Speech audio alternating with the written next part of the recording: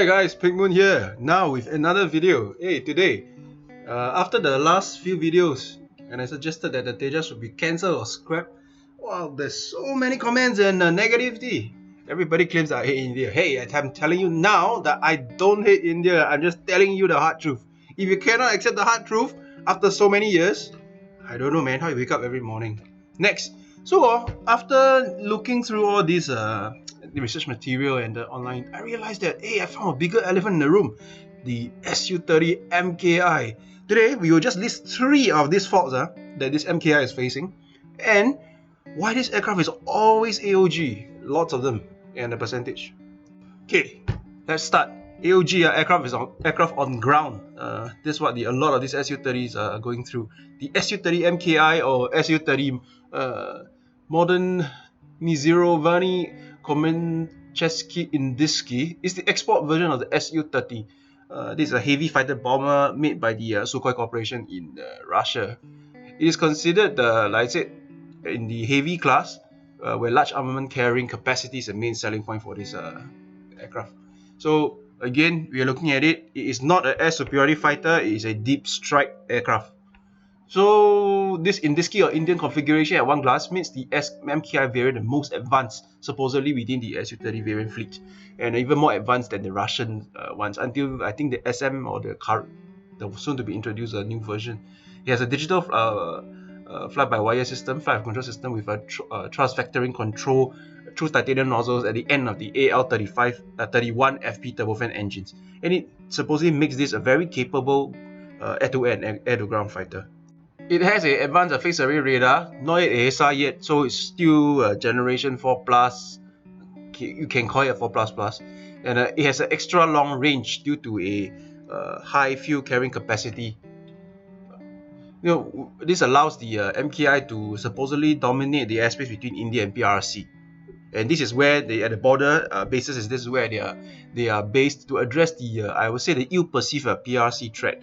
I guess looking at it, a lot of Indians keep saying that China is going to go after them. I think this is really quite I don't know. Point to take note is that the PRC also has PLAAF also has Su30s, MKK versions, and at one glance is less capable in air-to-air capability because of no thrust vectoring and the original Sukhoi I think non-digital flight control system and a slightly older radar. But why is the MKI a poison chalice instead? Let's take a closer look. The Lukia Saturn AL31 FP engines. This pair of engines power the Su30MKI and delivers about 27,550 pounds of thrust each, supposedly, with an MTBF or mean time between failure of 1,000 hours, and the titanium nozzle for thrust vectoring I was talking about as a MTBF of 500 hours. But in real life, the MTBF of these engines are much nearer to 500 hours each, and I would guess that the thrust vectoring nozzle also will have a similar, much lesser MTBF. Why? Metal fatigue. All these engines were made from metal forging that were done in Russia or done in India, and the quality of the forging is much lower as compared to the Western turbofan engines. And postulate, I think this 500 hours is about 4 to 5 times shorter than Western turbofan engine MTBF. So what this means is that the MKI or Su30MKI will spend more time on the ground doing engine change, engine maintenance, associated ground runs, and functional check flights compared to a Western fighter of a similar class and a similar engine configuration. This is actually expected from a Russian designed fighter, but I'm shocked to hear that the serviceability was only 48%. The serviceability. So the rest of the 52% were all US, unserviceable. But recently there's a Indian defense minister coming out to say that the serviceability has increased to 60%. But come on, man, 40% US. It is extremely underwhelming for a frontline fighter. Second point, the poor performing engine is just tip of the iceberg, where the MKI suffers a spare part deficiency. Why?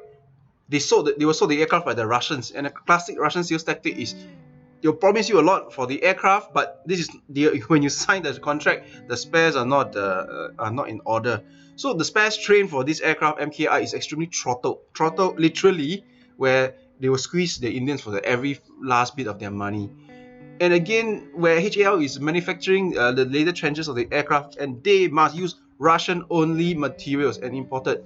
The same policy goes through as per now, January 2017. All spares for the MKI must be sourced from Russia, and it goes now literally to the nuts and bolts.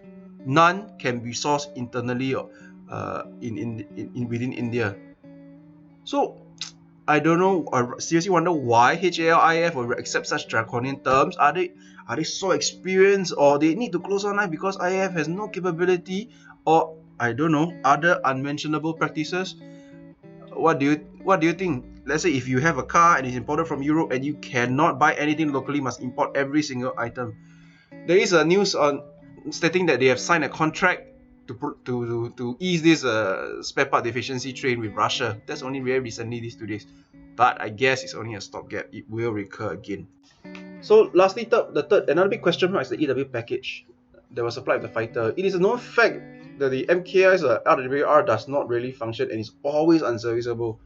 And this makes the MKI effectively blind in combat and totally dependent on the radar. The entire EW or defensive countermeasure package will be rendered useless if the RWR is unfunctional or unserviceable. All defensive systems cannot be automatically deployed and must be manually deployed by the pilot. And this stresses the aircrew and increases their workload, especially during defensive maneuvers. Because of this manual dispensing, and they have to physically to press the button. And this is a huge no-no for an advanced fighter of this class. It's a definite oversight during acquisition and not noting that the provided EW package, especially the RWR, is of poor quality. Like or subscribe or add a comment at the bottom, and we will further this discussion and whether this whole thing is actually moving or not. Thanks for watching.